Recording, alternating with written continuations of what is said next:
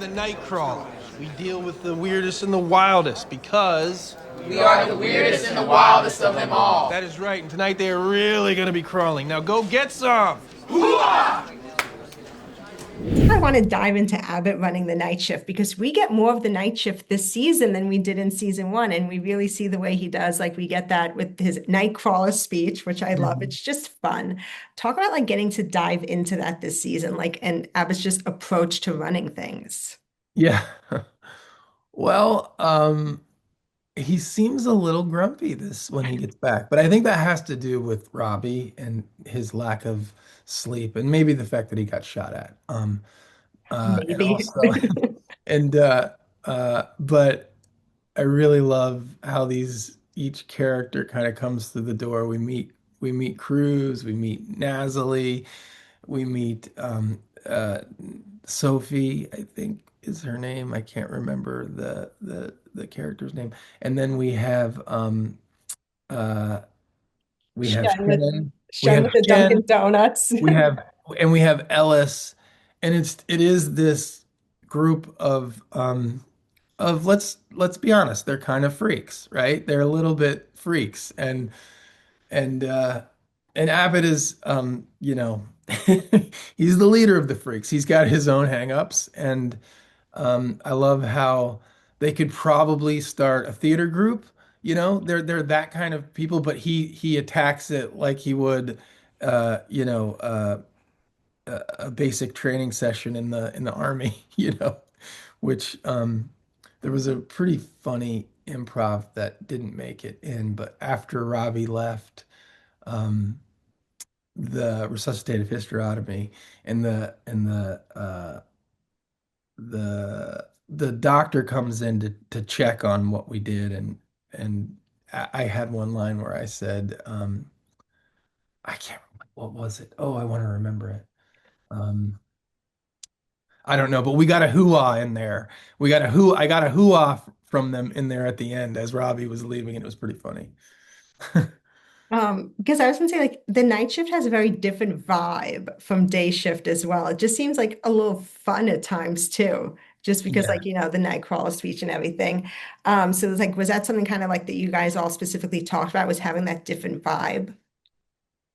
I think Scott layered it in there. I think that there's a tone shift. It needs to look different than what the day shift looks like in those characters. They're all unique and have their own point of view.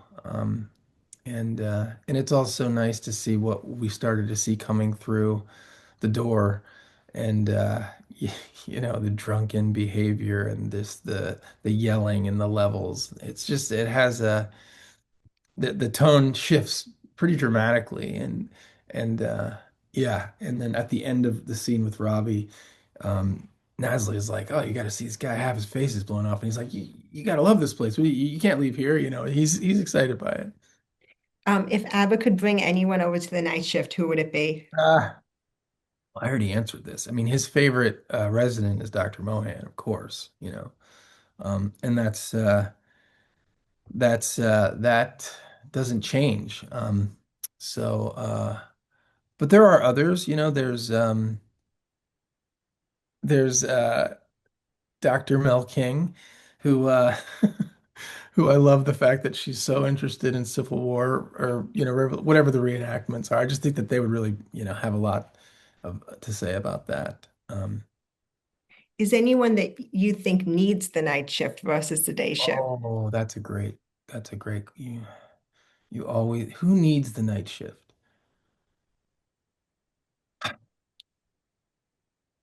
Well, McKay couldn't go fit in well with that group. You know what I mean?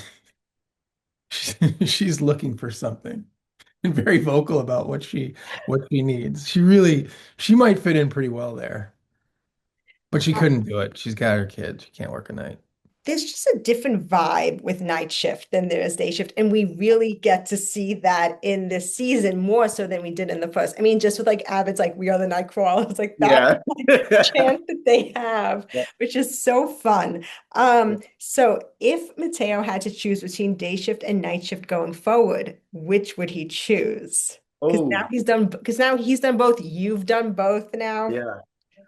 I think I feel like me, Abbott, some of the new characters in the show, we all joke about it, is like the night shift is just like it's just funny, it's quirky, it's dangerous, it's interesting. I think that we would always talk about there's so many different it takes a certain type of person to say, I'm gonna go work nights. You know what I mean? So I think that the you get to work with a bunch of interesting people, you get to have interesting cases, and I think that yeah, you get to have a lot of fun talking to a lot of the actual ER doctors and nurses on set. They said the night shifts are can be very crazy, can be very fun, but certain doctors love it, certain doctors hate it. So I think that Mateo, I think I think he likes it. I think he's gonna start. If I had to pick, I'd pick night shift. I think it has a cool ring to it too. I don't know. You had to choose between the two staffs, though. Which would Ooh, you choose? shoots. I don't know. I mean, if I had to choose between the two staffs, I would go back with the OG with everybody that you know, Fiona, the day shift. If I had to pick between the staffs, I go with the OGs for sure. Yeah. Just need like a big mass casualty where everyone has to stay, so everyone has to work together. Everybody's back. Two worlds merge for sure. At the end of season one, we saw day shifts, like end of shift routine, going to the park with the beers. What do you think night shifts, like end of shift tradition is? Is there one? Oh, oh man, that's actually I don't know. Or are they just all too tired? I think they're probably all just too tired. I mean, maybe a couple of them go for like a walk or something. I don't know. But I think they also want to go home. Yeah, and get some sleep. So yeah, I don't know because like the bars aren't open. I mean, you can go to a diner. Maybe you go get pancakes at a diner or something. That'd be kind of interesting. I could see Mateo doing that. But I don't know. That's such a good question. Um, I don't know. Yeah, because everything's closed. Besides, yeah, I don't know. I'd say let's go get pancakes. Let's make that a routine. Let's go get pancakes like IHOP or Denny's or something. Yeah.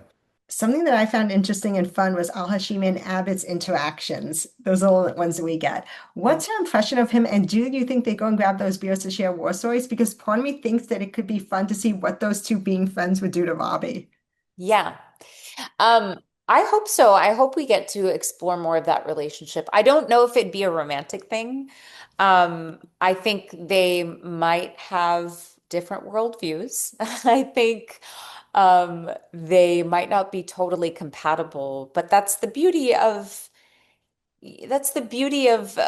being in any diverse situation, environment or community. You don't need to agree with everyone that you're surrounded by, but you share a language. And so you have tools for communication, and those tools for communication sure are about the technical aspects of the job, but it's also to communicate deeper parts of yourself. So I think that her and Abbott immediately establish a good rapport and a respect for one another. And I mean, if I'm being completely honest, like, yeah, maybe they down the line sometime like have a one night stand or something, but they're too responsible. I think as adults, maybe he's still managing the grief from the loss of his wife, and I'm managing the grief from my ex and everything happening from my own condition and my son. And I don't think I'd be quick to get into a relationship with anyone, let alone Abbott. But do they have fun? Maybe, you know?